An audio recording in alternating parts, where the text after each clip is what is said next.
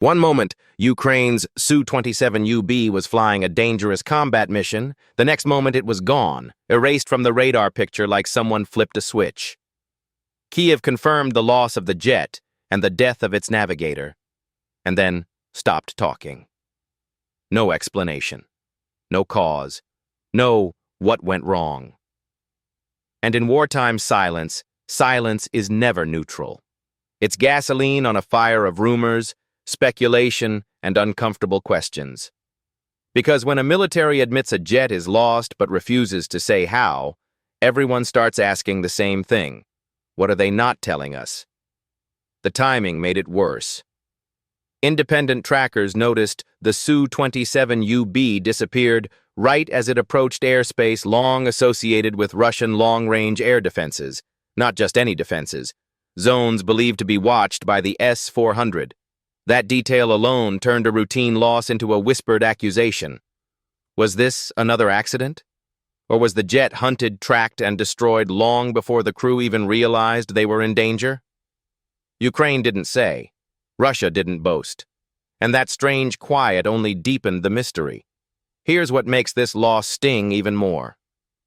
The Su-27UB isn't just another aging Soviet-era fighter. It's a rare twin-seat aircraft, vital for training, coordination, and complex missions. Ukraine doesn't have many of them left. While other countries quietly retired theirs years ago, Ukraine kept flying them out of necessity. Losing one is bad. Losing one without answers is worse.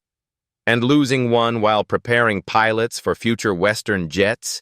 That's a strategic headache Kyiv can't afford. Official statements stayed carefully vague. No mention of mechanical failure. No emergency call, no explanation of why contact dropped instantly. That absence of detail pushed analysts to look elsewhere. Flight paths, radar coverage, known Russian deployments. And that's when the S-400 theory stopped sounding like wild speculation and started sounding inconveniently plausible. Because older jets like the Su-27 were never designed to survive in skies watched by modern networked air defense systems. Not without luck. And luck runs out fast in a saturated battle space. Supporters of the S-400 theory point to one uncomfortable fact. Even flying low is no longer a guarantee of safety. Russian air defenses don't rely on a single radar anymore. They stack sensors, share data, and watch from multiple angles. If the Su-27UB climbed even briefly, adjusted course, or exposed itself for seconds, that could have been enough. Enough to be detected, enough to be tracked, enough to be engaged. And if a long-range missile was launched, the crew may never have had time to react. Then came the eyewitness reports. People on the ground said they heard an explosion high above, but saw no aircraft pass overhead. No burning wreck diving toward the earth. Just a distant blast and falling debris scattered across a wide area. That kind of scene doesn't match a simple crash. It matches something far more sudden, something that happens in the air, not on impact. And again, officials refused to elaborate. Ukraine's Air Force has reasons for secrecy. Morale, operational security, political pressure. But every unanswered question feeds the same narrative. That Russia's air defense umbrella is growing, tightening, and quietly claiming targets without flashy announcements. This wouldn't be the first time jets disappeared in zones covered by S-300 or S-400 systems. It's just the latest example that hits especially hard because of what this aircraft represented. So now Ukraine faces an impossible balance. Keep flying old jets into increasingly lethal skies or pull back and risk losing ground. Every mission is necessary. Every mission is a gamble. And with Western aircraft arriving slowly and trained pilots in short supply, the loss of even one jet echoes far beyond the battlefield. If this Su-27UB really was erased by a long-range S-400 strike, what does that say about the future of Ukraine's air war? And how many more aircraft could vanish the same way before anyone dares to admit what's really happening in the sky? The most unsettling part is not what we know. It's what keeps repeating. This Su-27UB didn't disappear in isolation. It followed a familiar pattern that analysts have been quietly tracking for months. A jet flies a mission near contested airspace. Contact is suddenly lost. Officials confirm a loss, offer condolences, and move on without details. No wreckage photos, no clear cause. Just another aircraft quietly removed from the board. Coincidence? Or a system working exactly as designed? Russia doesn't need to brag anymore. The S-400 doesn't require press releases to prove its value. Its presence alone reshapes the battlefield. Pilots plan routes around it. Commanders hesitate. Missions get riskier, shorter, and more desperate. And older aircraft like the Su-27 were never built for this kind of environment. An environment where radars talk to each other, where targets are tracked from hundreds of kilometers away, and where missiles don't chase, they ambush. That's why the silence from Kyiv feels so heavy. If this were mechanical failure, saying so would calm speculation. If it were friendly fire or pilot error, acknowledging it would close the story. But when none of those explanations appear, people fill the gap themselves. And the explanation they keep landing on is the one no one wants to say out loud. That Ukrainian jets are being picked off far from the front lines, sometimes without warning, sometimes without survivors. The loss of the navigator only deepens that suspicion. Twin-seat aircraft offer more redundancy, more eyes, more coordination. If even that wasn't enough to detect or evade a threat, what chance do single-seat jets have? And what does that mean for the pilots training today? Pilots who are expected to transition to Western fighters tomorrow, while flying yesterday's aircraft against tomorrow's defenses. There's also the strategic irony. Ukraine must fly to fight. Ground forces depend on air support, reconnaissance, and deterrence.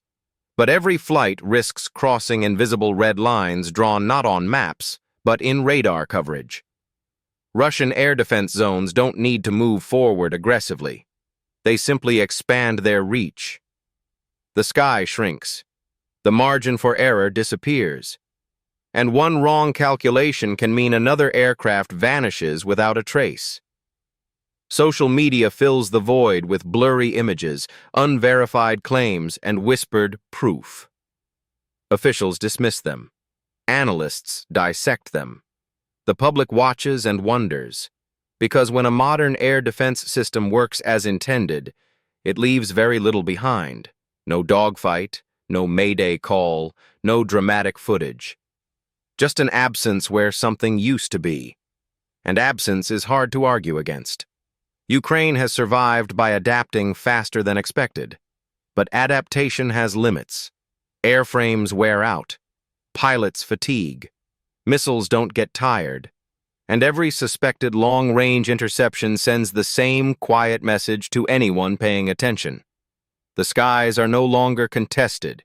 They are monitored, measured, and increasingly controlled.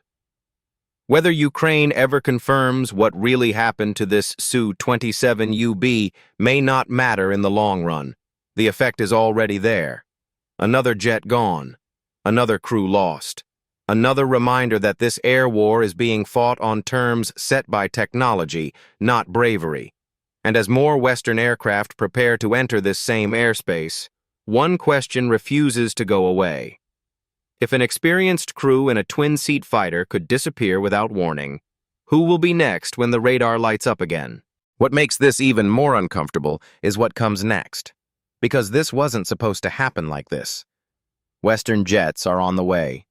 New training programs are underway. New tactics are being written. The promise was clear. Once Ukraine modernizes its air force, the balance in the sky would begin to shift. But the disappearance of the Su-27UB sends the opposite signal, that time may be running out faster than upgrades can arrive. Think about the message this sends to pilots still flying. Every takeoff now comes with an unspoken question. Am I flying into a mission or into a radar envelope I'll never see?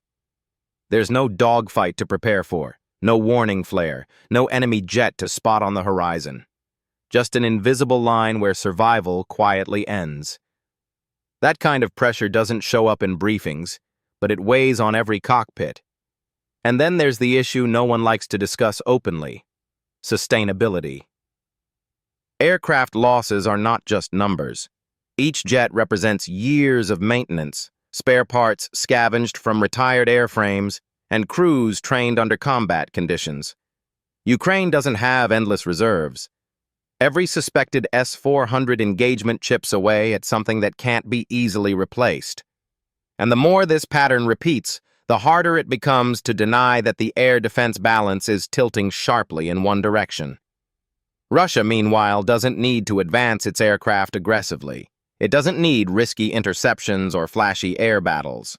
It lets its ground-based systems do the quiet work: long range, high altitude, minimal exposure. The result is psychological as much as tactical.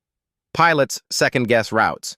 Commanders shorten missions. Entire areas of airspace become possible death zones, avoided not by official decree, but by experience. The Su-27UB's disappearance fits too neatly into this trend to ignore. Sudden loss of contact, no distress signal, explosion heard far above the ground, scattered debris, official confirmation without explanation. It's almost clinical, and that's what makes it terrifying. Because when a system works perfectly, it leaves no drama, only results. At some point, Ukraine will have to confront the reality this incident hints at. Flying older aircraft into a sky saturated with modern, layered air defenses is not just dangerous, it's unsustainable. Yet stopping those flights isn't an option either. Ground forces still need support. Intelligence still needs eyes in the air. Deterrence still matters. So the missions continue, knowing that any one of them could end the same way.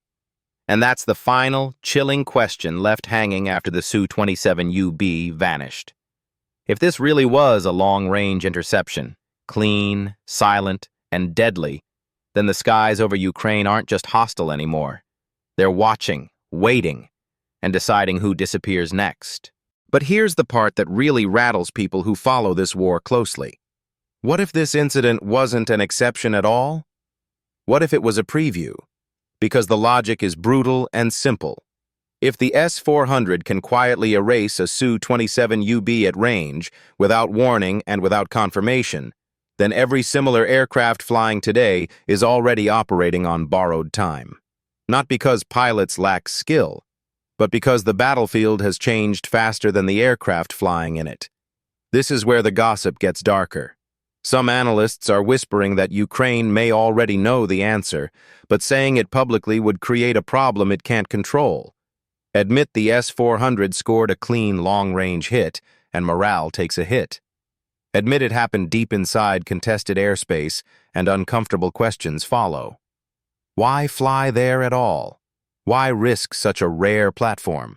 Why accept losses that can't be replaced quickly, if ever? And notice something else. Russia didn't rush to claim this kill. No dramatic statements, no missile footage, no victory headlines. That restraint is telling. When air defenses work best, they don't need publicity. Silence becomes part of the weapon. It forces the other side to doubt, second-guess, and argue among itself. And every unanswered question weakens confidence just a little more. Meanwhile, the clock keeps ticking. Pilots still train, jets still launch. Missions still happen under the same invisible umbrella of radar coverage. The difference now is awareness. Everyone knows what might be waiting beyond the next waypoint. Everyone knows that survival may depend not on skill, but on whether a system decides to notice you today. The Su-27UB didn't just disappear, it left a warning behind. A warning written in absence, in silence, and in unanswered briefings. The kind of warning that doesn't scream, but lingers. And as Ukraine prepares for a future with Western aircraft, modern sensors, and new tactics, one uncomfortable truth remains impossible to ignore.